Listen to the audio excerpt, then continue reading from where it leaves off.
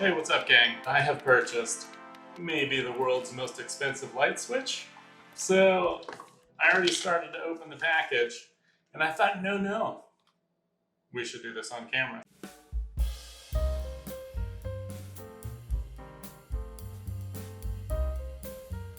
This is a light switch from Buster and Punch. I've never owned any of their stuff before, but I am familiar with them because they make machined things, like light switches and drawer pulls and stuff like that. This is injection molded plastic.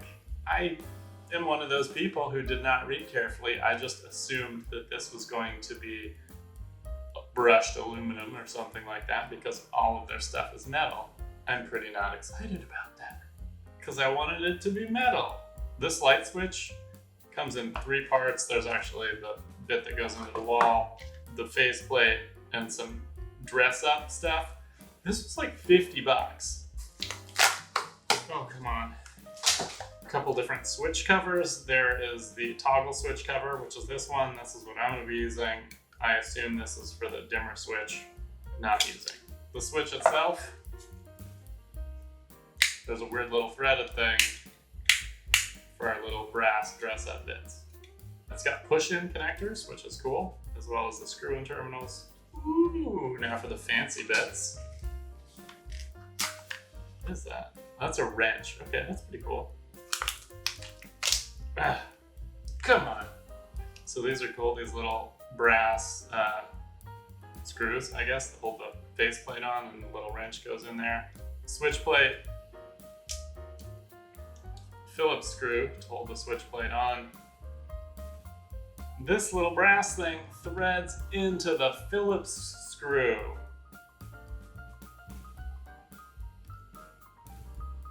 What? This plate is gonna go over there. And then I guess this guy's just gonna screw on.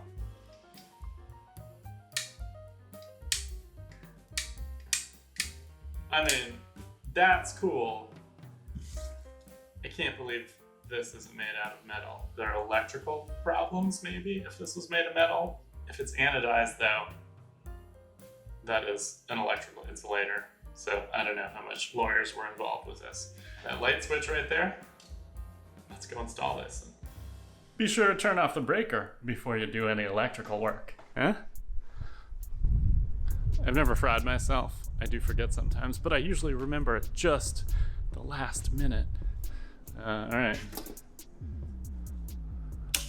No lights on, fabulous. The other rule, never ever change electrical switches with an impact driver, okay? This is slightly odd. I'm not totally sure which terminals I'm supposed to be using, but there's only one way to find out. I don't know which side of the switch is up. I'm just gonna install it in the same orientation as the one that came out of here. And all you electricians out there just freaking out right now, my apologies. I guess the first thing to do before I button this back up on the wall is to actually test it. So I'm gonna go back and flip the breaker on and leave the camera here. So if you hear a loud pop and then some screaming, please send help.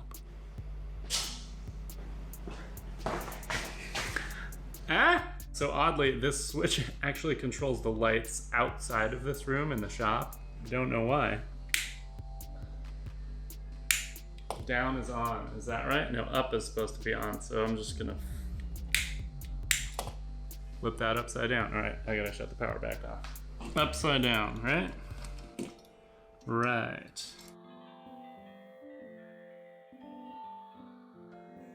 Poorly boxed, but that'll have to do. These are actually bottoming out on the sheetrock. First, we got to put this adapter plate in, I'm assuming. Wow, it doesn't even snap in. Is this?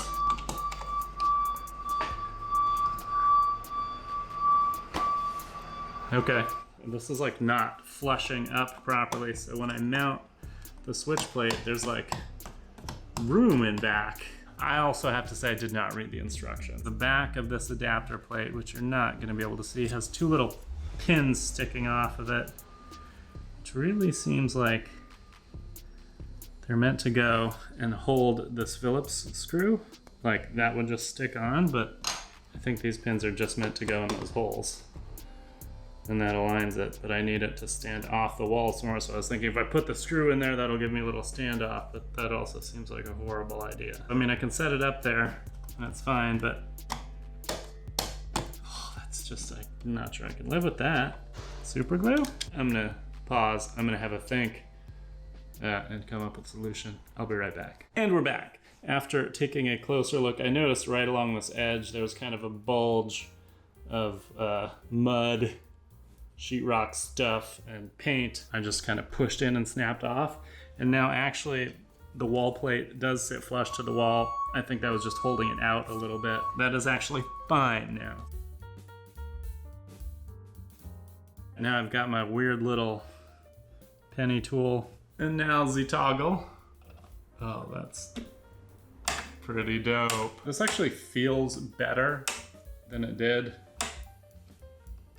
when I was flicking this in the package. Back to the breaker. Check that out.